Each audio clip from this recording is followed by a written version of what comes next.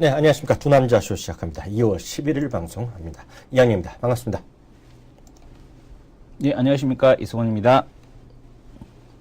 네, 시장이 오늘도 좀 반등세를 이어가고 있어요. 어저께는 반등하다가 막판에 많이 좀 밀리면서 대밀리면서 끝나는데 오늘은 흐름이 괜찮아요. 좀 약했지만 다시 좀 올라가는 모습이잖아요. 네네. 오늘 크게 오늘 시장 정리부터 하고 할까요? 네, 일단은 뭐 시장 출발 전에는 조금 이제 미국 시장도 상당히 답답한 그런 모습을 보여줬었기 때문에 오늘 시장 좀 답답하게 움직이지 않을까 이렇게 예상을 했었습니다.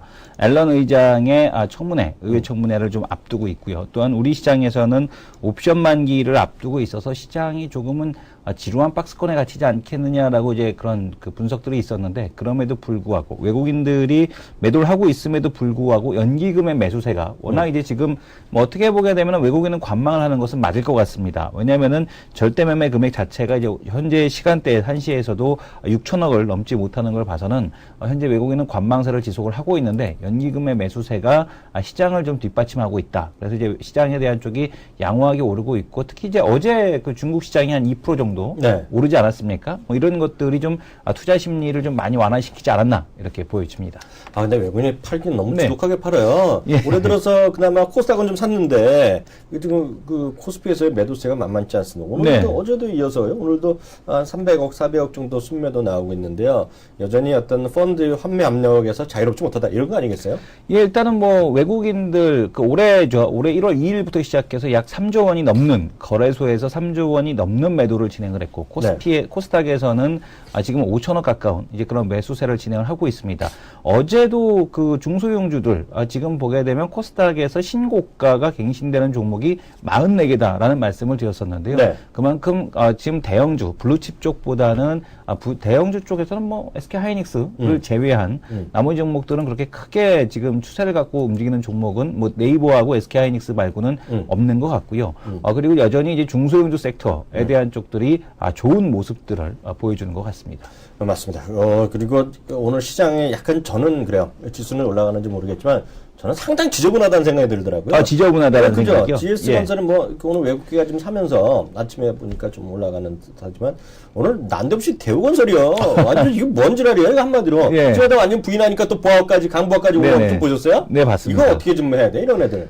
그만큼 이제 시장이 이제 그런 불확실성에 대한 가까운 루머. 그러니까 지금 이제 분식회계는 아니더라도 지금 우리가 빅베스라는 말들이 최근에 많이 유행하지 않습니까?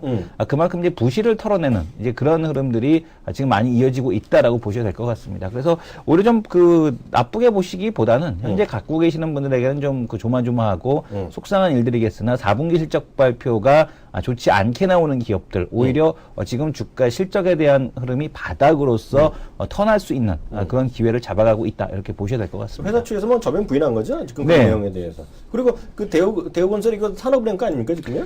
예, 맞습니다. 그러니까 만약에 정말 이게 분식이 했다면 아주 어마어마한 사건이죠. 산업은행과 지금 대우건설이 지금 아예 합동으로 지금 분식회계를 한 것이 되기 때문에 아마 막상 진짜라고 그래도 사실대로 발표하기는 좀 쉽지 않을 것 같아요. 진짜라 그러면 이게 지금 산업은행이 나라 거잖아요.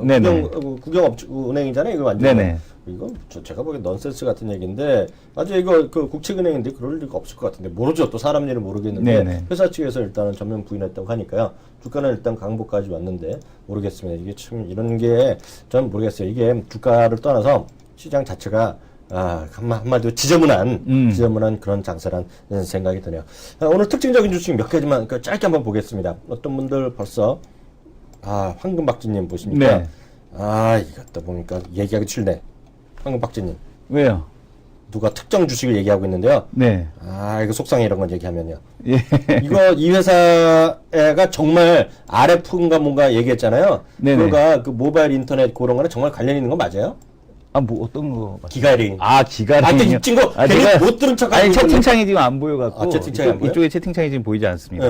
그래가지고 지금 기가레인이요. 기가레인 같은 경우는 지금 3월 인터넷 관련돼서 그 수혜주라고 말씀을 드리지 않았습니까? 근데 이제 다른 그 테마주들과는 다르게 이제 모다정보통신이나 이런 테마주들과는 다르게 실적이 좀 뒷받침되기 때문에 바람을 타고 같이 오르고 있다라고 보셔야 될 것 같고 기술적으로도 이제 워낙 그 신고가 뭐 상장된 지 얼마 안 된 주식이다 보니까 이런 그 상장된 지 얼마 안 된 주식들은 이제 밸류에이션 하기가 상당히 좀 어렵지 않습니까?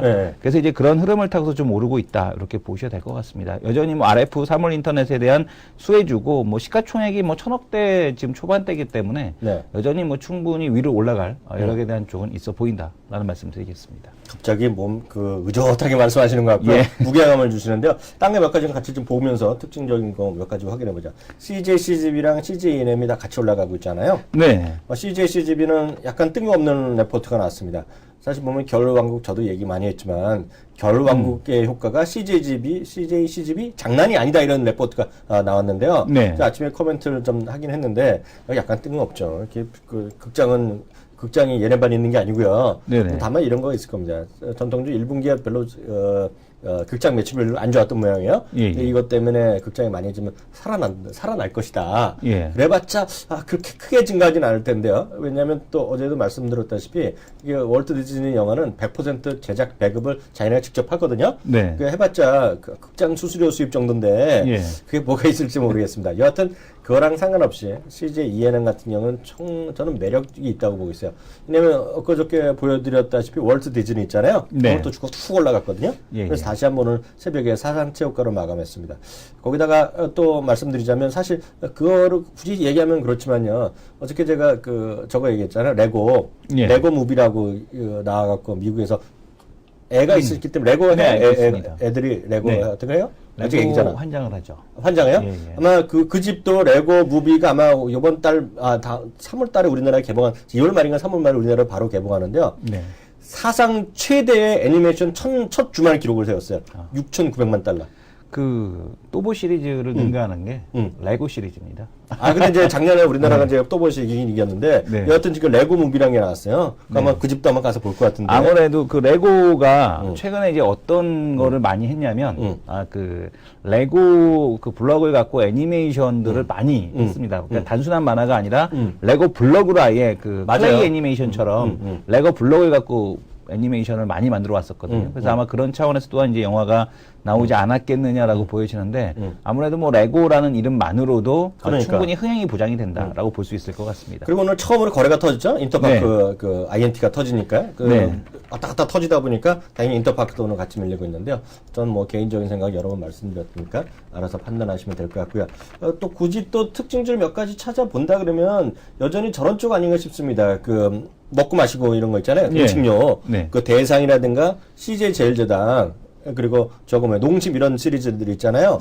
이런 것들이 아마 늘 말씀드리지만 전기가 올라가는 거랑 똑같죠. 저는 하여튼 제품 가격이 올라가는데 그걸 악재라고 얘기하는 놈이 미친놈이잖아요. 그렇지 않아요? 그래서 올라가면 소비자는 짜증나지만 주주는 즐겁다. 그렇게만 단순하게 이해하시면 될 것 같습니다. 그러다가 이제 굳이 또 하나 슬쩍 발 담그는 얘기하면은 국제 원자재 그런 옥수수라든가 밀가격 이런 것들이 좀 모르겠어요. 밀은 모르겠는데 옥수수 가격은 원래 좀 안정될 거라고 미국 농무성에서 발표한 걸 제가 봤거든요. 그래서 그건 잘 모르겠는데 하여튼 그런 얘기가만 좀 있는 것 같아요. 그래서 그런 쪽이 좀 있는 것 같고요. 최근에 이제 밀은 잘 모르겠는데 지금 브라질 지역에서 이상기후 현상이 나타나고 있어요. 또 그렇대요? 그래가지고 지금 최근에 곡물 가격이 많이 올랐거든요. 또 그랬대? 그래서 아마 이런 부분까지 좀 감안하셔야 될 것 같고, 근데 곡물 가격이 오른다고 하더라도 제품 가격을 계속 올리고 있기 때문에 뭐 곡물 가격은 이상기후라는 것은 뭐 계속 반복이 되는 것이 아니라 한번 일회성 요인이라고 보셔도 될 것 같고, 한번 인상된 제품 가격은 다시 내려오지 않지 않습니까? 맞습니다. 그래서 그런 분석에 대한 쪽을 놓고 봤을 때 여전히 아무래도 제품 가격이 올라갈 때는 식음료 쪽에 대한 바이사이드 접근은 좀 맞아 보인다. 저는 생각이 됩니다. 모르겠고요. 올해는 민간 기업이 뿐만 아니라요. 국제 기업들, 공기업들이라고 표현하잖아요. 이런 것들은 하여튼 제품 가격 올라가는 데는 뭐 그냥 활로가 열렸다고 보고 있어요. 빵 뚫렸을 것 같아요. 느낌이. 왜냐면 누차 말씀드렸다시피 어떻게 생각하실지 모르지만 이건 대한민국 정부에서 하라는 거예요.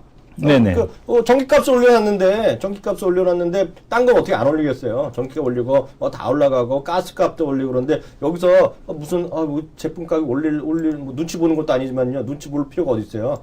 나라에서 지금 공기업들도 제품가 안 올려서 부채 비율 안 하고 영업이익률 떨어지면 그럼 자기네 모가지나 날라가는 거나 마찬가지잖아요. 제가 보면 올해는 제품 가격은 뭐 그 여중에 떠중에 다 올라갈 거야. 뭐 심지어는 안 팔린다는 자동차도 올라갈 것 같고요. 올해 하여튼 최근에 봐서는 아마 그런 제품 가격이 아마 제일 상승률이 높지 않을까. 그래서 올해 연초부터 지금 뭐 라면값 오늘 저희 아침에 뉴스 나오는 거 보니까요. 볶음면 이런 거 어디서 만드는 거야? 볶음면이요? 네. 불닭볶음면? 네, 그거 어디서 만드는 거야? 그게 지금 기억이 안 납니다. 하여튼 볶음라면인가 뭐 볶음면이가 유행하는 게 있대요. 요즘 인기 예, 있는 게 예. 있어서 저는 그쪽을 안 먹는데 그것도 제품값 먼저 농심이라는 것 같은데요. 예, 예. 그거 제품값을 먼저 올렸대요. 그러니까 제가 네. 보기에 올해는 하여튼 제품 가격은 다 올라간다. 웬만한 거. 예, 그래서 그렇기 때문에 제품 가격과 상관이 있는 주식은 다 올라갈 것 같아요. 예전에는 다르게 그 정부에서 그 소매 가격 통제를 안 하고 있는 것 같습니다. 그러다 보니까 좀 많이 올라가지 않을까 생각이 듭니다. 일단 뭐 두 남자 레포트 바로 보기로 들어가서 한번 우리 한국전력 볼까요? 아, 그러실까요? 예. 예, 예.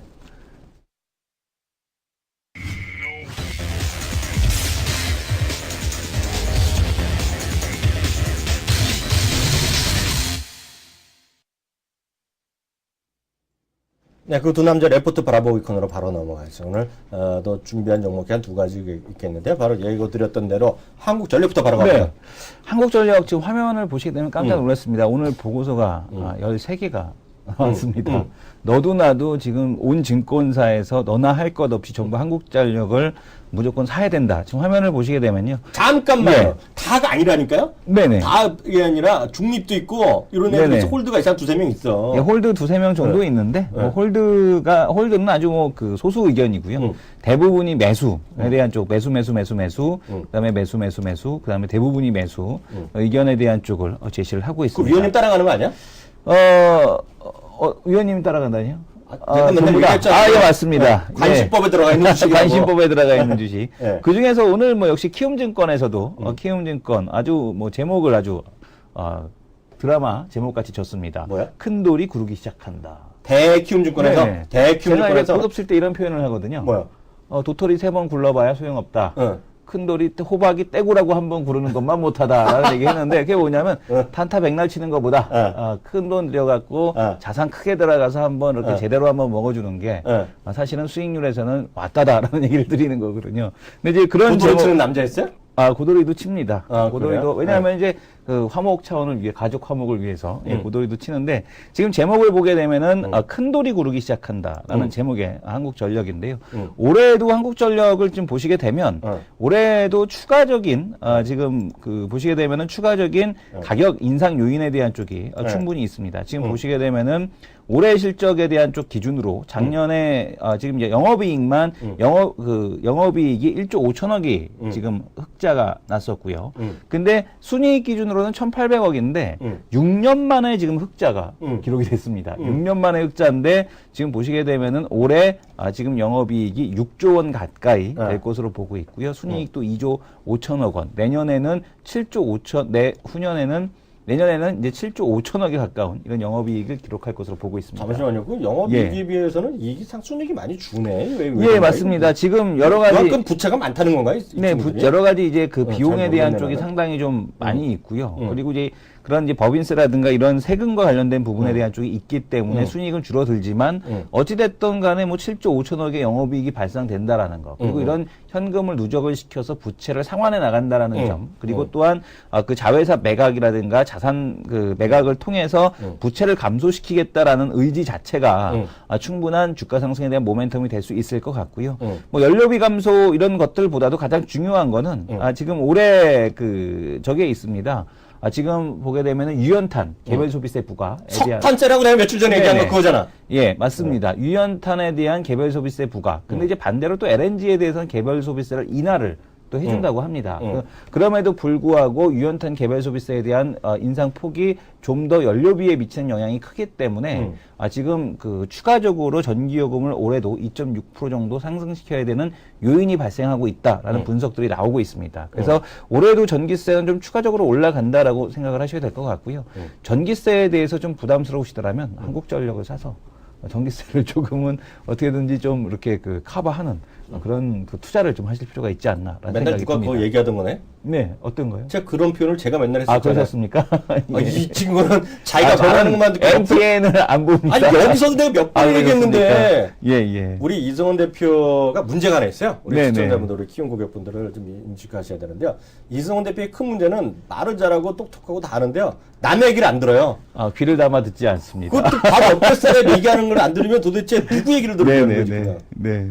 예, 그래서 그 한국전력 얘기가 나왔는데요. 저는 이런 얘기를 드리고 싶어요. 한국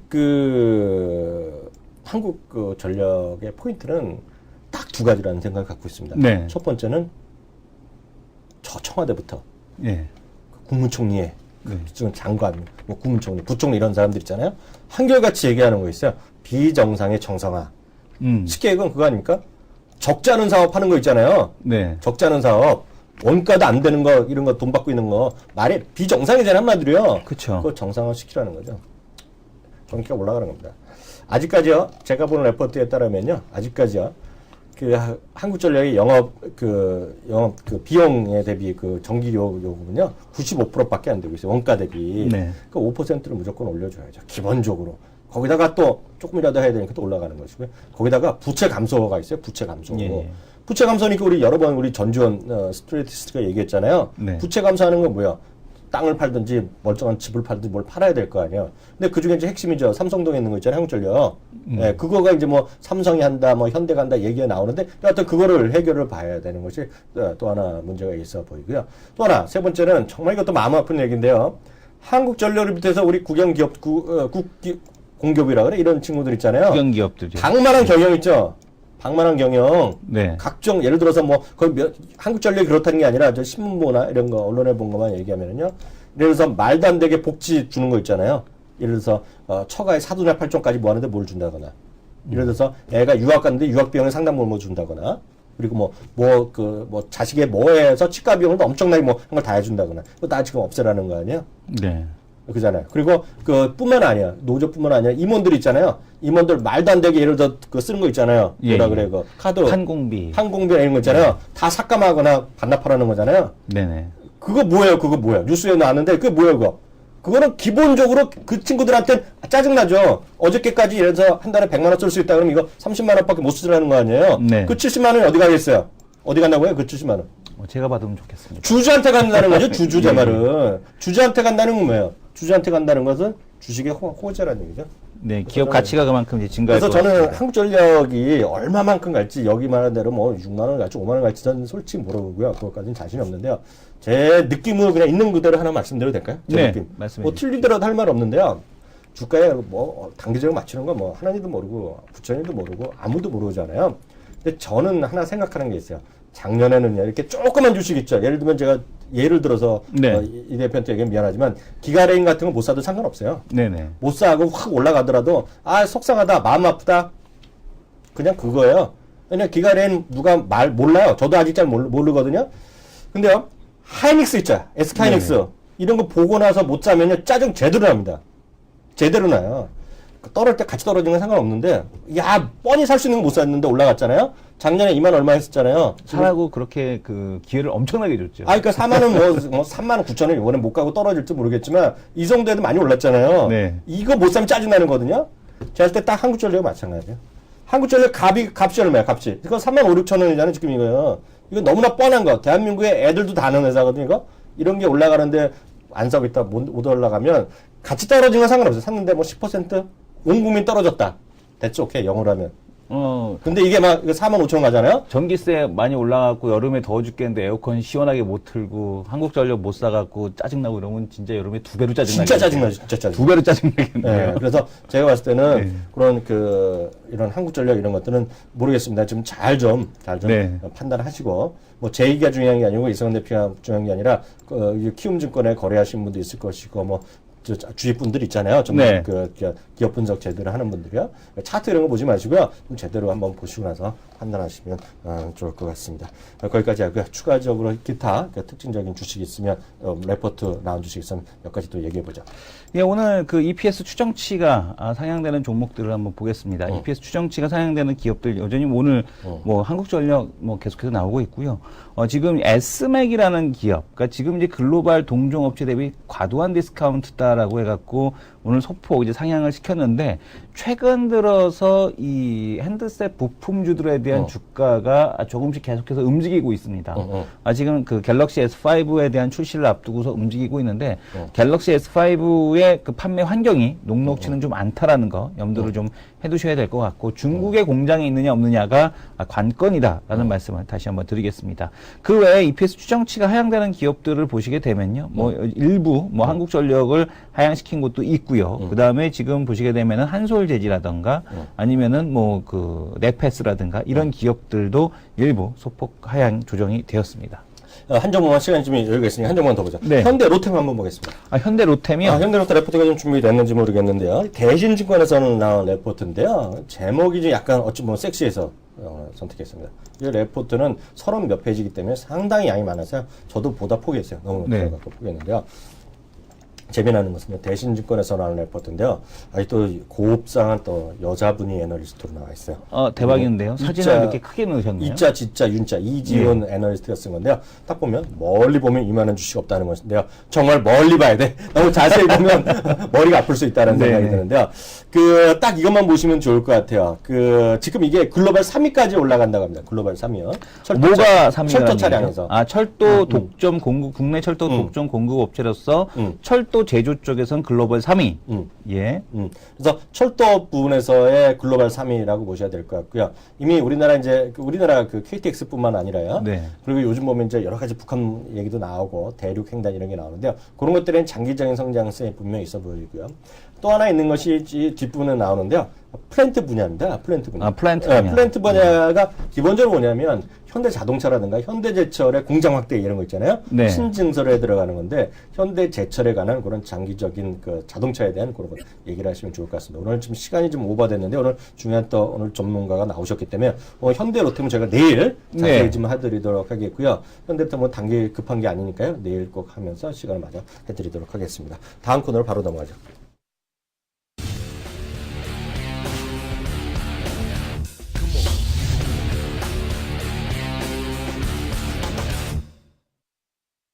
네, 그 베스트 전문가의 코너입니다. 지난번에도 한번 모셨었는데요. 베스트 전문가. 오늘의 모신 분은 어떤 관점에서 오늘 이 자리에 오셨는지 혹시나 아세요? 뭐, 올해를 대표하는 그런 전문가이자 작년 연말부터 3개월 누적으로. 뭐야? 3개월 누적. 한 주가 아니라? 한 주가 아니죠. 한 주가 아니라. 한 달도 아니고? 한 달도 아니고. 3개월 누적으로 수익률 1위를 기록하신 키워드림을 대표하는 전문가를 오늘 이 시간에 모십니다. 소개드리겠습니다. 예. 김기수 전문가 모셨습니다. 안녕하세요. 안녕하십니까? 네, 안녕하십니까. 네.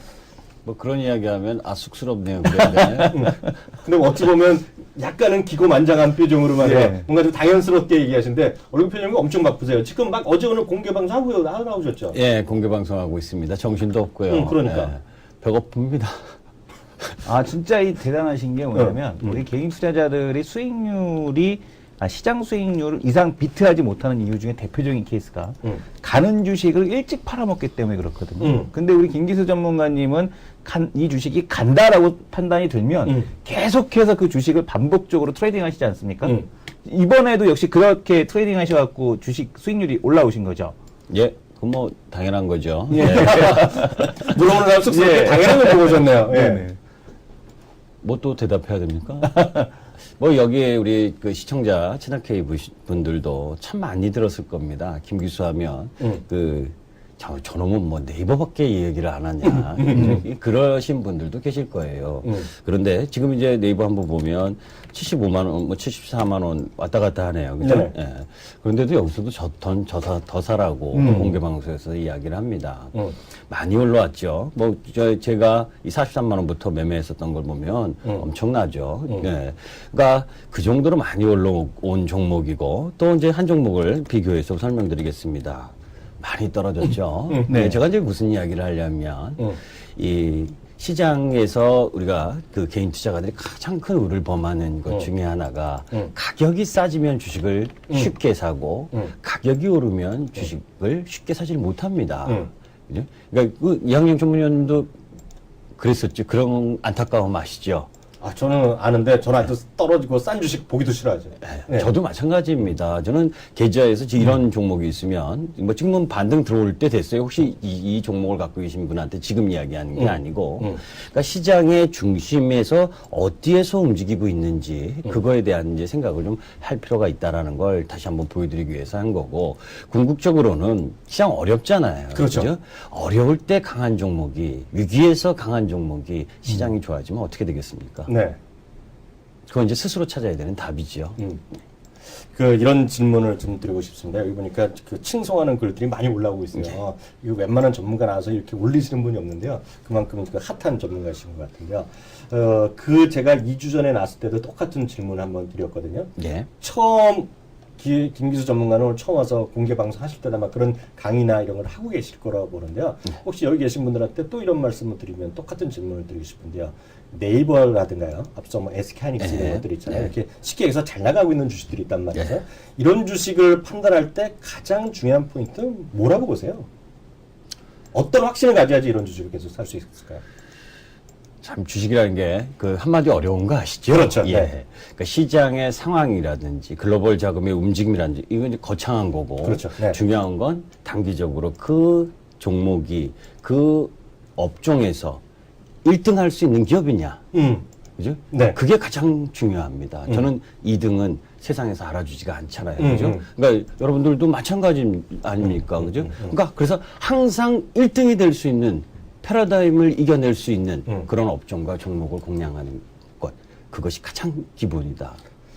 근데 말이 맞죠. 그래갖고 이제 예를 들어드리면 이제 네이버가 있으면 항상 2등이 격차가 큰 2등 있잖아요. 앞서 제일 먼저 보여드렸는데 다음을 보더라도 같이 떨어지는 거잖아요. 어제도 공개 방송에서 그런 거 얘기하신 거 있어요. 왜 다음은 안 해요? 그래서 제가 다음은 다음 세상에서 보자. 그죠? 왜? 다음 세상에서. 지금의 시대에 맞춰서 움직여주는 다음이 아니니까.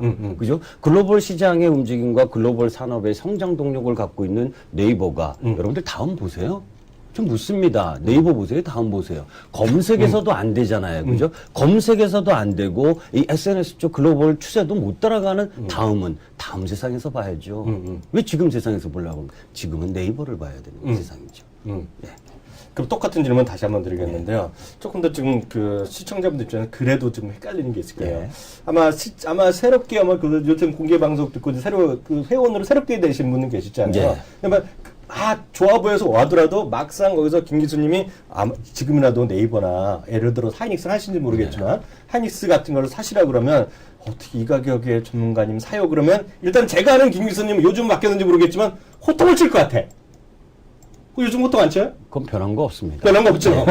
어떻게 설득시켜요 그러면요? 아까 얘기한 거 갖고 제가 미심쩍어하는 분이 계실 것 같아서 그래요. 믿음과 신뢰는 그저 매매를 통해서 보여주는 거죠. 그죠? 제가 여기에 이빠른 소리를 해서 바꾸시라고 한다고 바꾸는 거 아닙니다. 그리고 그 종목들의 뭐 어떤 상황, 이것 때문에 설명을 많이 한다고 사는 건 아니에요. 그거는 제가 여러분들에게 네이버의 자료를 충분히 설명드리고 투자 전략 그래도 여러분들 올려놓은 거 보셨을 겁니다. 거기 간단하게 올려놨는데 무슨냐면 그거는 내 매수에 내 계좌의 비중을 얼마만큼 가져갈 수 있냐는 강도에 대한 설명인 거고 사냐 안 사냐의 문제는 뭐예요? 여러 종목들을 매매하면서 누적되어 있었던 믿음과 신뢰지. 그것을 통해서 바뀌어지는 과정이지. 지금 저는 비중이 상당히 많습니다. 기존 회원님들은. 근데 지금 들어오신 분들이 바로 종목을 네이버로 다 바꾸는 그건 아니죠. 가격이 올라오면 비중은 차이가 나야 되는 겁니다. 그렇겠죠. 그죠? 네. 그리고 그건 상징적인 의미. 지금 시장이 막 2,000포인트를 돌파하는 흐름이 아닌 시장이기 때문에 암만 주도주라도 옆에 떨어지는 종목들과 밸런스를 맞추는 과정들이 필요로 해요. 그렇기 때문에 비중 조절. 사실 1월 28일에 또 네이버 강력하게 추천했었던 종목입니다. 네이버, 코스맥스, 현대모비스, 코스맥스도 보셨어요? 그럼요. 대단한 분야의 지금 정말요. 코스맥스는 5,600원에 사서 정확하게 55,800원과 56,800원에 다 매도한 이후에 54,500원에 다시 사서 그죠? 지난주 금요일 화락 돌았잖아요. 그죠? 62,000원에 다 팔았습니다. 그리고 다시 또 6만 원 이하에 내려오면 살 겁니다. 준비를 하고 있고. 예, 그죠? 그렇게 단기 매매에 대한 흐름도 갖고 가면서 기본 주도주의 포트를 갖고 가면 안심이 되는 거죠. 그러니까 제가 여러분들이 너무 각인돼 있어요. 네이버 하나만 아닙니다. 시장은 여러분들 오늘 보시면 그러니까 시장의 판이 어떻게 나오는지 아세요? 내수주 중심으로 움직이고 있는 시장입니다. 지금은 예? 음식료, 농심, 그죠? 농심 홀딩스, 대상 이쪽의 흐름들이 양호한 부분에 수출주 많이 떨어진 거 찔끔찔끔 반등 들어오면서 지수만 삼성전자가 커버하는 시장이거든요. 그죠? 그런데 거기다 대고 수출주 많이 떨어졌으니까 매수해야 되겠다. 바위에 계란 치는 거죠. 시간 견디다가 힘들어할 겁니다. 그러니까 시장의 특성에 맞춰서 개별 종목을 매매하실 때 어떤 방향으로 갈 것이냐 하는 부분들을 염두에 두고 접근을 해야지. 저 종목 좋다 해서 몰빵도 확신과 신념이 있을 때만 가능한 겁니다. 그렇지 않으면 그건 뭐예요? 아집인 거죠. 아, 확신과 신념 아주 네. 좋은 말 하셨는데요. 이승원 대표도 김기수 전문가 좀 아시잖아요. 개인적으로. 네네. 어떤 전문가라고 생각하세요? 일단은 예, 이럴 딱 이렇게 질문할게요. 예. 김기수는 뭐뭐다 이런 거. 저는 제 스스로 먼저 이야기할게요. 네. 말씀하기 편하게. 저는 우리 현님들에게 또라이다라고 합니다. 해봐. 또라이다. 자기는 어떻게 해요? 상승장의 확실한 카드다라는 생각이 듭니다. 아, 너무 이거는 약간은 마케팅적인 용어 같은데. 왜냐면 저한테 물어봤죠. 그러니까 알았으니까. 의원님께서는 어떻게 저요? 하시겠습니까? 저는요, 김기수 전문가는 저랑 개인적으로는 10몇 년째 알잖아요. 네. 이 주식시장 떠나서도 많이 아는 사이인데, 저는 누구한테나 지금 오늘 아침에도 이런 얘기를 했습니다. 우리 방송국에서도 누구한테 물어보길래, 김기수는 정말이에요? 네. 농담이 하는 게 아니라 본인이 화낼지 모르겠는데, 김기수는 진심이다라고 생각합니다. 진심입니다. 저는 좀 시장에 대한 표현으로 바꿔보겠습니다. 뭐요? 코덱스 레버리지다. 그건 안 어울리는 얘기야. 안 어울리는 미안한 얘기 안 어울리는 얘기야. 저도 어려워요. 어렵으니까. 이승원 양 제가 김기수 전문가를 뭐 이렇게 다들 제가 객관적으로 얘기하는 사람인데 이렇게 뭐 칭찬할 마음은 없는 건 알잖아요. 근데 정말 김기수 전문가한테 제가 나이는 한두 살 아래지만 정말 대단한 거가 모든 그 주식에 대해서 이렇게 진심되게 고객을 대하는 분도 없고요. 이거는 개인적으로도 만나도 마찬가지고요. 가정생활도 그렇고 뭐든지 누구 하나를 만날 때 헛하게 생각을 안 해요. 진심으로는 그런 분이라는 생각을 갖고 있어요. 그래서 다만 한 가지 단점이 있어요. 워낙 하다 보니까 건강을 자기가 안 챙기는 거예요. 네. 그게 항상 만날 때마다 1년에 한두 번 만날 때마다 그 얘기밖에 안 하잖아요. 술을 이렇게 좀 마시지 말라, 담배 피지 말라 이런 얘기밖에 안 하는데 정말 진심이 어린 전문가란 거. 그것만은 제가 누가 뭐래도 대한민국에서 한두 명밖에 없는 그 정도라는 생각 갖고 있고요. 저랑 격이 완전히 다릅니다. 그래서 그분을 물어보겠는데요. 저도 이제 감히 말하면 저도 네이버가 좋다. 뭐 SK하이닉스가 좋다는 충분히 저도 사실상 제가 이 자리만 아니면 저도 막 떠들 수는 있어요. 한 시간을 떠들 수 있는데 제가 김기수 전문가의 발에 발끝도 못 가는 게 하나 있어요. 어떻게 예를 들어서 코스맥스 좋다는 건 저도 알지만 저도 그렇게 생각하고 있는데 6만 어때 뭐 800원에 팔고 다시 사고 그리고 지난번에도 물어봤을 때 네이버도 얼마 깨지면 팔았다 다시 산다 그랬는데 그 가격을 오늘 지난번에 67만 얼마라고 얘기하셨던 것 같아요. 제 기억에는요. 근데 오늘 아마 그 가격 물어보면 말씀하실 텐데 그런 가격은 어떻게 찾는 거지만 힌트를 하나 잠깐 주세요. 힌트요. 네, 힌트만 주시면 돼요, 저한테. 네. 차트는 누구에게도 다 같이 보이죠. 그죠? 그렇죠. 네, 똑같은 여러분 차트나 제 차트나 뭐 틀린 거 없습니다. 저 보조지표 하나도 안 봅니다. 그 시장에 제가 보는 건 그 종목의 힘입니다. 그건 참 설명드리기가 어려워요. 제가 고점을 파악해서 뭐 예전에 기아차를 84,200원에 다 매도할 때도 남들이 물어봅니다. 어떻게 그게 고점일지 아느냐. 제가 그래요. 제가 하나 남들보다 좀 특별한 건 밤에 별들하고 많이 대화를 한다는 거죠. 별에서 온 그대입니까? 근데 그럼 오늘은 네이버를 얼마만큼 가격이면 리스크 관리된 가격으로 생각하고 계세요? 아, 오늘요? 네, 지금 74만 3천인데 지난번에 물어봤을 때도 가격을 한번 주셨잖아요. 아주 단기적이신 분은 72만 원 깨지기 전까지. 72만 원? 예, 네, 그런 걸 72만 원이고, 예. 제가 지난번에 1월 28일 강연하고 또 시장이 한번 1900 내려왔잖아요. 네네네. 그죠? 그래서 64만 3천 원까지 장중에 내려왔을 때 제가 그랬습니다. 우리 한님 이 종목은 손절이 없습니다. 70만 원 이하는 해피한 가격입니다. 근데 지금 4만 원이 와 있어요. 해피하진 않는 가격입니다. 그러나 매수해야 되는 가격입니다. 자, 두 가지를 여기 물어보신 분이 계시기 때문에요. 이런 분들은 모시기가 쉽지 않잖아요. 김 전문가님은 제가 워낙 알기 때문에 장중에 모셔오기가 쉽지 않은데요. 이 얘기를 물어볼게요. 어떤 분이 SK하이닉스를 여쭤봐달라는데 뭐 얘기 또 많이 하신 것 같아요. SK하이닉스에 대해서 짧게 코멘트. 뭐 SK하이닉스도 마찬가지입니다. 예, 양대 축의 시장에서 주도 흐름을 갖고 가는 그건 여러분들이 이 채널 K 들으신 분들은 작년 하반기 계속 제가 이야기한 건 양대 축이다. 하이닉스도 마찬가지입니다. 오늘은 삼성전자가 세기 때문에 하이닉스가 어제 오늘 음봉으로 조정을 받는 흐름이다. 39,000원 이하에서는 겁낼 이유가 없다라는 것이 기본적인 생각이고 그래도 위험 관리를 해야 되겠다라고. 하락은 항상 방어적인 흐름은 갖고 가야죠. 37,500원이 깨지기 전까지는 45,000원까지 일단 단기적으로 가자. 이렇게 보고 있습니다. 제가 마지막으로 그 김기수 전문가님과 같이 하는 신분한테 제가 조언이라 그러면 조언이 될지 모르겠어요. 감히 그럴지 모르겠지만 김기수 전문가님의 같이 하시는 분은 이것만은 꼭 명심하시고 앞으로 가셔서도 같이 회원에 가입하셔도 이거는 꼭 지키셔야 돼요. 김기수 전문가는 100% 앞서도 말씀드린 진심거리게 얘기하는데요. 아무리 예를 들어서 그 당시에 기아자동차 몇 년 전에 좋았다가 할 때 84,000원 언제다 팔라 그러면 분명히 다 팔라고 말씀드렸을 것이고요. 그거 혹시 못 파신 분들 위해서 얼마 전도 깨졌을 때 또 리스크 관리를 반드시 하라고 그랬는데 미련 때문에 못 파신 분이 많아갖고 마음고생하신 분은 많을 거라고 봅니다. 누구나 마찬가지인데 아마 김기수 전문가를 하시면 특히 김기수 전문가는 걸도 꼭 같이 본인만큼 생각하고 대응하시는 거니까 그렇게 좀 따라주시면 좋겠다는 거. 그게 제 나름대로 들을 수 있는 감이 조언이 될 것 같습니다. 마지막 또 의견 있으면. 네, 뭐 김기수 전문가님 그 지금 3개월 연속 3개월 1위 하셨는데 아무래도 올해 상반기 베스트까지 꼭 가능하지 않을까 이렇게 다음 생각이 듭니다. 달에도 또 이 자리에서 예, 다음 달에도 꼭 이 자리에서 막판에? 뵙겠습니다. 아 이거 약간 너무 자만심의 표출 아닌가요? 막판에? 자만심과 자존심, 자신감을 구별할 줄 아는 것도 주식시장 매매에서 가장 기본적인 겁니다. 자신감 상당히 마음에 듭니다. 네, 다음 달에 또 뵙겠습니다. 감사합니다. 네, 감사합니다. 네, 감사합니다.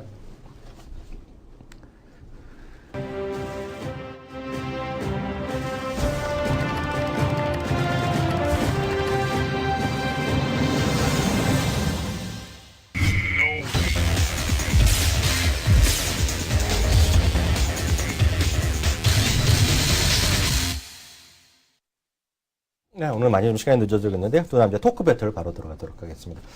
국내외 이슈에 대해서 진솔하게 얘기해보는 시간인데요. 오늘 어떤 얘기부터 해볼까요? 네, 일단 뭐 해외 이슈 중에서 재미있는 뉴스가 하나 떴습니다. 뭐요? 조지 소로스 퀀터 펀드에서 다보스 포럼 이후로 일본 주식을 매도하고 있다. 라는 얘기를 하고 있거든요. 그래요? 그러면 조지 소로스가 지금 일본에 투자를 해서 상당히 돈을 많이 벌었다라는 얘기가 지금 그동안 들려왔었는데 이제 그 포지션을 정리하고 있다라는 얘기가 나오고 있습니다. 특히 이제 최근에 이제 불거졌던 이슈들이 있죠. 그러다 하루 있고 일본 중앙은행 총재가 지난달 말에 이런 얘기를 했었습니다. 아무래도 올해 일본의 소비자 물가가 2% 가까이 향해 오를 가능성이 높다라는 얘기를 했었는데 이 얘기는 그동안에 이제 아베가 그동안에 추진해 왔던 아베노믹스의 이제 결정체 소비자 물가에 대한 상승에 대한 걸 의미를 하겠고요. 이 소비자 물가가 상승이 된다라는 것은 추가적인 경기 부양책이라든가 아니면은 지금 추가적인 엔화 약세에 대한 쪽이 필요하지 않다라는 것을 의미하게 됩니다. 그러니까 뭐 이 얘기는 엔화에 대한 추가 약세가 이루어지지 않을 가능성이 높다라는 것을 의미하고 있기 때문에 아무래도 이런 뉴스는 이제 국내 시장에 좀 더 좀 긍정적인 뉴스로 좀 작용하지 않을까라고 보고 있고요. 올해 그 북한 투자에 대한 그 통일은 대박이다에 대한 단초가 됐던 짐 로저스? 예, 짐 로저스 같은 경우도 아베노믹스는 일본을 불행하게 만들 것이다. 지금 일본을 사면 깡통이다라는 그런 언급을 하지 않았습니까? 그래서 그런 상황을 놓고 봤을 때 지금 여러 가지 일본 그 아베노믹스를 두고 설왕설래 말들이 많습니다. 물론 저도 개인적으로 아베노믹스는 지금 결국에는 실패할 수밖에 없는 그런 정책이라고 보고 있는데 뭐 이 추가적인 엔화에 대한 약세가 이루어지지 않는다라면 그동안 국내 시장에서 이루어졌던 디커플링, 그 코리아숏, 재팬 롱에 대한 그동안의 이 공식이 깨진다라면 충분히 다시 한번 우리 시장에서도 해볼 만하지 않을까. 단 외국인에 대한 수급은 좀 들어와야 된다. 그 전까지는 중소형주. 만약에 외국인에 대한 수급이 들어오기 시작했다라는 것이 감지가 됐을 때는 지금 여전히 그 매수에 대한 쪽은 그 거래소, 지금 블루칩 쪽에 대한 흐름으로 보셔도 그때 가서 배팅에 대한 쪽을 가져가셔도 늦지 않다라는 말씀을 드리겠습니다. 상대적으로 일본 주식이 좀 어떻게 보세요? 일본 주식이 상대적으로 좀 약하면 우리 시장이 조금 상당히 좋아지려나요? 그럼 말이 되는 건가? 그건 충분히 말이 된다라고 보고 있고요. 그러니까 지금 그 엔화에 대한 쪽, 그 많은 부분이 산업에서 특히 이제 조선 쪽도 마찬가지고요. 자동차도 마찬가지고요. 지금 보는 가전제품 쪽, 특히 이제 부품 쪽에서 지금 엔화, 그 일본하고 경쟁하는 그런 기업들이 많이 있기 때문에 엔화에 대한 약세는 상대적으로 우리 많은 기업들에게 고통으로 나타나고 있고 특히 지난 4분기 실적에서도 충분히 그것이 드러났다라고 보고 있습니다. 그래서 지금 엔화에 대한 약세가 더 이상 이루어지지 않는다라면 다시 한번 우리 시장으로 기업에 대한 어떤 실적에 대한 증가와 함께 더불어 우리 시장이 상승할 수 있는 기반을 마련할 수 있다. 라고 보여집니다. 네, 다음 얘기는 그 전기차 얘기 좀 해보겠습니다. 네. 사실 전기차에 대해서는 그 의견이 저랑 이성원 대표랑 완전히 갈려 있습니다. 저는 지금 전기차 좀 된다는 쪽이고요. 그 이성원 대표는 대세 공대생 이승원님께서는 약간 지금 보수적으로 보고 계시잖아요. 네. 특히 이제 이성원 대표 말이 맞아요. 왜냐하면 이성원 대표는 아시는 분 계시지만 특히 공대생 중에서도 공대 쪽에서도 전문은 자동차 공학 이런 쪽 하셨죠. 네, 자동차 내연기관 실험실 전공입니다. 아, 내연기관? 네, 내연기관입니다. 아, 그래서 아마 이성원 네, 대표가 약간 디스하는 거 아니야? 디스하는 거 아니야? 네, 맞습니다. 왜냐면 이게 전기차는 내연기관이 아니잖아요. 네네. 모터잖아요, 모터. 네. 그래서 그런 또 서로 디스하는 경향이 있었는데요. 모르겠습니다. 그럼 나중에 가봐야 하는 얘기인데요. 저는 오늘 그 긍정적인 재료가 몇 가지 있기 때문에 다시 한번 그걸 좀 확인해 드리겠는데요. 중국 정부에서요, 전기차에 대한 보조금을 좀 줄인다는 것을 다시 좀, 약간 말이 어려운데요. 보조금을 삭감 계획을 축소했다. 그러니까 보조금을 계속해서 주겠다는 것, 뭐 쉽게 얘기하면 이런 것이 되겠는데요. 가장 중요한 것은 대기 오염의 문제가 심각하기 때문에 그것을 줄이자는 그런 생각으로 이해하시면 좋을 것 같습니다. 당점 5에서 10% 줄인다는 것은 이제 다시 이제 원래대로 가야겠다는 것이고요. 심지어는 2015년 이후에도요, 계속해서 이제 보조금을 주겠다는 생각을 계속 얘기하고 있다라고 이해하시면 좋겠는데요. 아니, 근데 궁금한 게 보조금을 지금 삭감하는 거 아닙니까? 어쨌든 간에. 그렇지 않습니까? 삭감을 하려는데 그거를 다시 삭감하겠다는 얘기잖아요. 아, 삭감하겠다는 건데 결국 네. 2015년까지 계속 주겠다는 건데 계속하면서 들어보세요. 왜냐하면 지금 보시면은 중국 정부가 작년에요. 많이들 이제 안 팔렸다 많이 하잖아요. 수치를 보면 감이 딱 옵니다. 작년에요. 중국 시장이 2천만 대 시장이라고 이제 쉽게 얘기하잖아요. 2천만 대 시장에서 순수 전기차가 17,600대가 팔렸어요. 그러니까 거의 없는 거죠. 미미한 수준인데요. 미국에서 판매가 96,000대니까 그게 뭐 3분의 5분의 1밖에 안 되는데요. 판매 증가율로만 보면 37.9%고요. 중국에서 2015년에 목표치가 나왔어요. 그래서 중국에서 2015년에 전기차 판매 목표로 50만 대. 50만 대.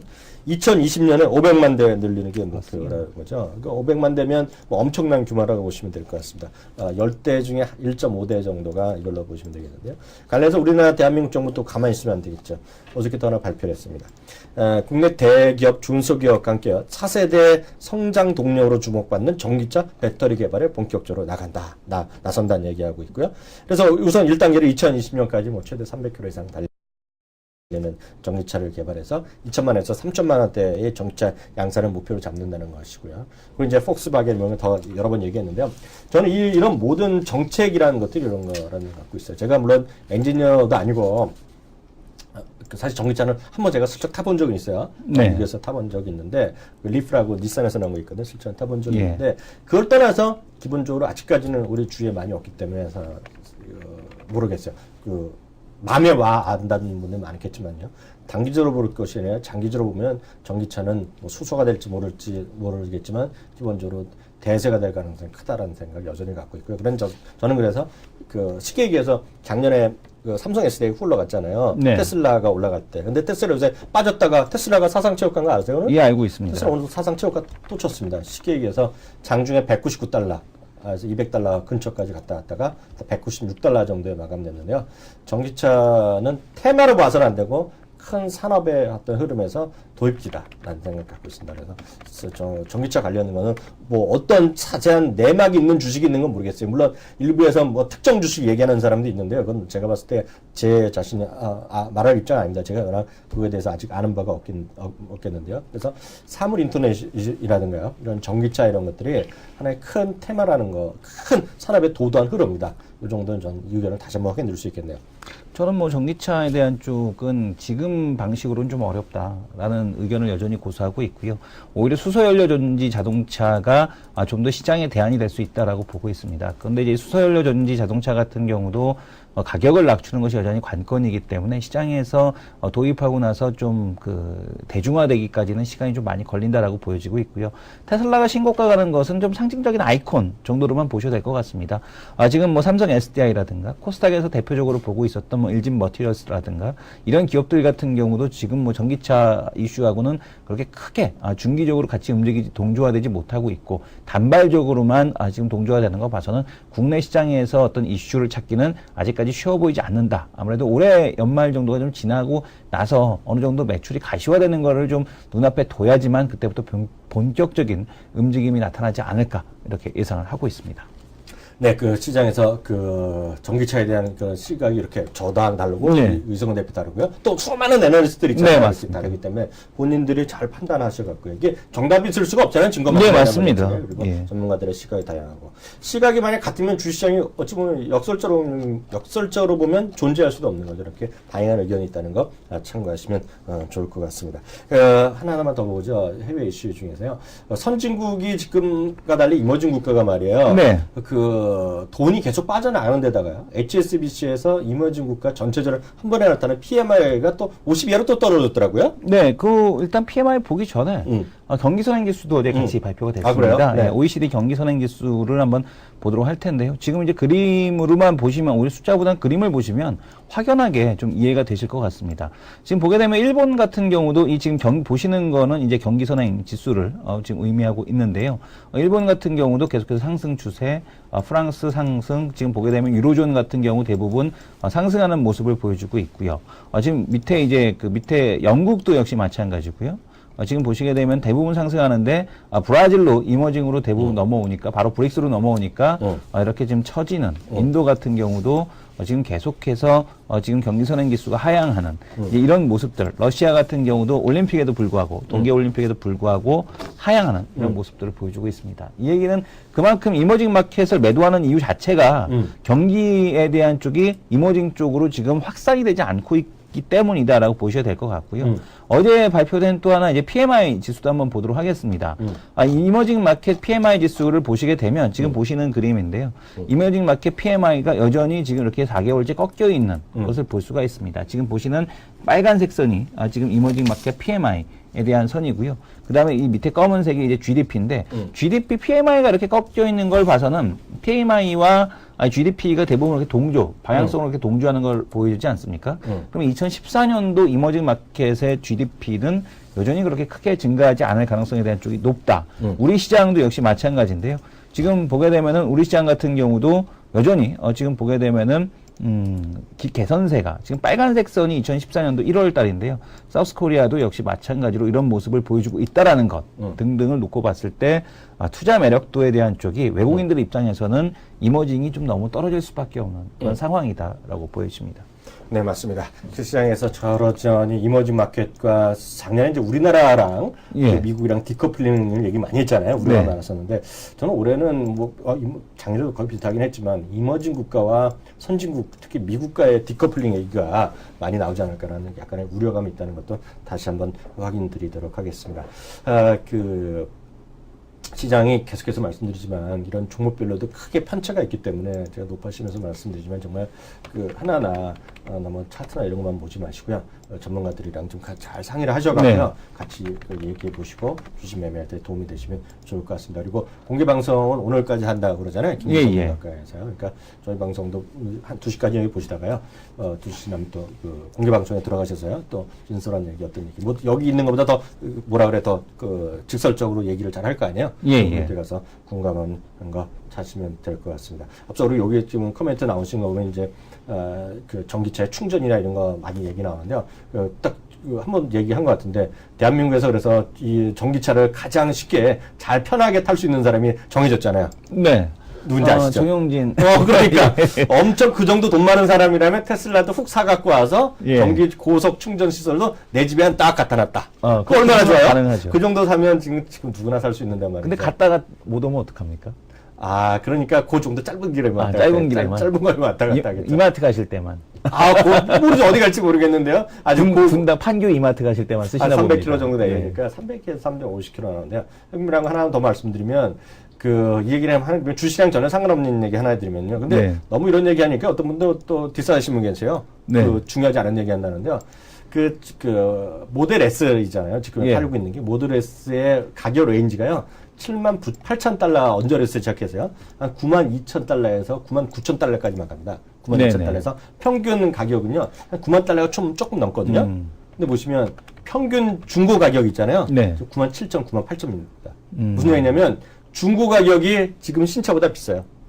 평균 가격이. 무슨 얘기냐면 그만큼 인기 있는데 물건을 못 대준다. 물론 상당히 이상적인 비정상적인 방법이 일어나고 있는데 그만큼 지금 주가의 상승도 아마 그런 것과 계를 같이 하고 있다라고 보시면 좋을 것 같고요. 마지막 코너로 들어가도록 하겠습니다.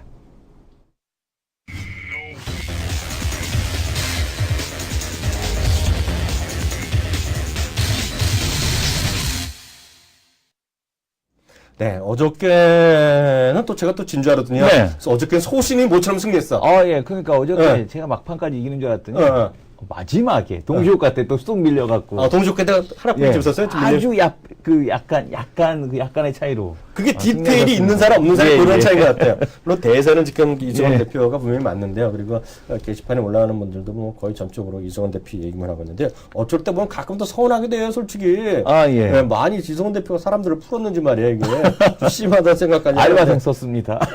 알바 좀 썼어요? 댓글 알바들? 농담입니다. 댓글 알바들. 오늘 기준 함점 한번 잡아보겠습니다. 1932.20포인트니까요. 1930 한번 들어가겠는데요. 1930 기준점을 잡겠는데요. 일단은 먼저 한번 해보세요. 저는 뭐 지금 기준점으로 놓고 봤을 때 주가에 대한 흐름은 여기서는 조금 로를 봐도 되지 않을까. 로? 저항선에 좀 왔다라고 보고 있습니다. 로? 예. 나도 로 잡으려고 했는데 일단 로 하고요. 저는 저 그냥 하이 가겠습니다. 남자답게. 1932포인트에서 하이 잡겠는데요. 갑자기 말하려는 걸 반대로 얘기를 하니까 준비가 좀 안 되는데 먼저 얘기하세요. 예, 일단은 시장의 그 외국인에 대한 매수가 여전히 좀 이루어지지 않고 있고요. 앨런 청문회를 앞두고 나서 시장은 그 관망세를 나타내고 있습니다만은 그렇다고 해서 지금 시장에서 일각에서 제기되고 있는 뭐 테이퍼링의 지연이라든가 뭐 아니면 이런 형태에 대한 흐름은 나타나지 않을 것으로 예상이 되고 있습니다. 그래서 미국시 해외 시장도 뭐 그 연준 청문회 이후 앨런 청문회 이후 시장이 다시 한번 조정권으로 들어가지 않을까. 그런 관점에서 우리 시장도 놓고 본다라면 뭐 단기적인 차익 실현 구간에 좀 들어왔고 어저께 또 그 이머징 마켓 한국 물 ETF가 좀 이제 하락해서 마감이 됐기 때문에 그런 관점에서 놓고 본다라면은 조금 뭐 조정에 대한 흐름 가능하지 않을까 이렇게 보이십니다. 저는 갑자기 이걸 맡겨갖고 말하기 좀 막히긴 하는데요. 전 세 종목 보고 한번 가보겠습니다. 예. 한국전력, SK하이닉스, 삼성전자, 예. 세 주식이 빨갛다. 그래서 한번 오늘 약간 밀릴 것 같긴 한데 그래도 게임의 재미를 위해서 한번 해보도록 하겠습니다. 그리고요, 말이 나온 김에요. 그거 하나만 그의견을 또 시청자분들 궁금하실 분 많은데요. 인터파크 INT. 여전히 쇼드 입장이에요? 인터파크 INT요? 저는 이제 인터파크 INT 이제 오늘 거래가 드디어 어제부터 살 수 있었거든요, 사실은. 그 전까지는 뭐 그 동시효 계속해서 점상한가를 이루었기 때문에 매수할 수 없었고, 이제 어제부터 이제 거래가 이제 가능했다라고 보고 있는데, 이 정도 가격이면은 그냥 매도가 좀 낫지 않나. 그래요? 우리가 순수하게 재미삼아서, 순수하게 재미나서 온 국민 앞에서, 기본적으로 만원빵 한번 가봅시다. 오늘이 언제야? 2월 11일이잖아요. 네네. 2월 말일까지. 2월 말일까지. 2월 말은 왜 이렇게 짧나요? 네이버는 100만 원까지 해놓고 그 만 원밖에 안 했는데. 네이버는 워낙 큰 주식인데 인터파크 INT는 약간 개념이 약간 달라서. 이번 달 말까지 가는 거래요. 22,000 남자답게 22,300원 잡고요. 있냐 아래냐? 말까지 아래 보겠습니다. 하이? 로? 22,300원이요. 300원. 저 하이 갑니다. 하이. 만원빵이요? 여기서 있는 자리에서 보여주는 게임이요? 이거 2월 말일날? 그래서 인터파크. 저는 왜냐면 인터파크 INT 단기적으로 떨어질 수 있다고 저도 분명히 좀 인정을 하고 있는데요. 저는 여기서 약간의 용기가 필요한 거 아니냐라는 개인적인 생각을 갖고 있어요. 물론 이제 저는 단기적인 건 내일 한가 들어갈지 아무도 모르죠. 그렇지만 저는 알리바바에 대해서 오늘 또 새벽에 또 봤어요. 알리바바 막 얘기하는 거를. 알리바바는 알리바바고요. 알리바바는 알리바바입니다. 그래요? 할 말이 네. 없어지는데 그래서 알리바바 때문에 한번 여기 22,300원 적어두세요. 나중에 딴소리 하지 말고. 네, 알겠습니다. 드시면 좋을 것 같고요. 마지막으로 짧게 게시판에 올라온 분들 소개 한번 해보도록 하겠습니다. 오늘도요. 잠시만요. 내 것은 장대양봉님께서 이번 자주 올려주십니다. 내 것은 장대양봉님이 자주 올려주시는데 정몽준 의원이 서울시장 출마설로 인해 최대 주주인 현대중공업 주식을 백지 신탁한다고 기사에 나오는데 월 이후 점점 떨어지고 있는데 어떠한 영향이 있을까요? 아주 날카로우신 분인 것 같아요. 맞아요. 지금 현대중공업에 대한 백지 신탁에 대한 얘기 나오고 나서 현대중공업 주가가 지금 맥을 못 추고 있지 않습니까? 뭐 지금 어제도 주동인 소장님께서 나오셔갖고 얘기를 해주셨는데 신조성과는 변화가 없어요. 근데 이렇게 조선주들이 박살이 났는데 아무래도 이거 영향 없다고 볼 수 없지 않을까요? 이건 무조건 있다고 봐야죠. 네. 근데 보면 이게 정치권에서 하는 일이기 때문에 청와대가 하는 일도 아니고요. 이게 법적으로 보면 서울시에 들어가세요. 서울시 이제 혹시 시장이 되면은요, 법적으로 그 업무 유관성, 관련성 이런 걸 하는 위원회가 있는 모양이에요. 네. 9명이란 위원이 있어갖고 거기서 투표를 합니다.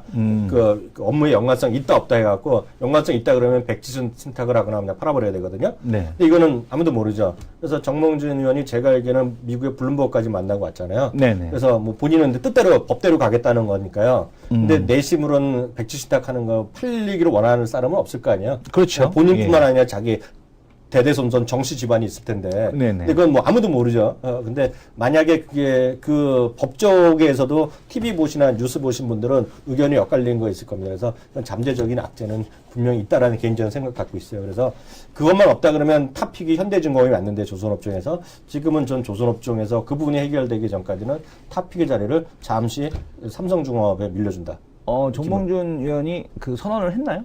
선언을 100% 얘기는 안 했지만 예. 법대로 하겠다는 얘기는 했죠. 아니 그게 아니라 지금 출마 선언. 그것도 얘기 안 했죠. 그것도 얘기하지 않았죠. 예. 근데 이 부분이 걸림돌은 되지 않을 것이라는 얘기는 했어요. 그래서 법대로 가겠다는 얘기 했거든요. 그러니까 그거는 아무도 모릅니다. 아무도 모르니까 그거는 그렇게 보셔야 될 것 같고요. 어떻게 또 다른 분은 이렇게 쓰셨네요. 주동인 소장님 오랜만에 뵈어서 반갑습니다. 건강 회복하셔서 앞으로 자주 출연해 주세요 쓰였는데 이건 건강이랑 상관없어요. 본인이 수익이 달라야죠. 네, 나오는 시간이기 때문에요. 저희가 뭐 뽑는 게 아니고요. 그렇게 이해하시면 좋을 것 같습니다. 오늘 여기까지 하죠. 뭐 더 이상 하실 얘기. 뭐 저는 여기까지 하겠습니다. 네, 하여튼 우리 인터파크 INT 갖고 전 10,000원 버는 2월 말까지 한번 기다려 보겠습니다. 알리바바는 알리바바입니다. 예, 오늘 수고하셨습니다. 감사합니다. 감사합니다.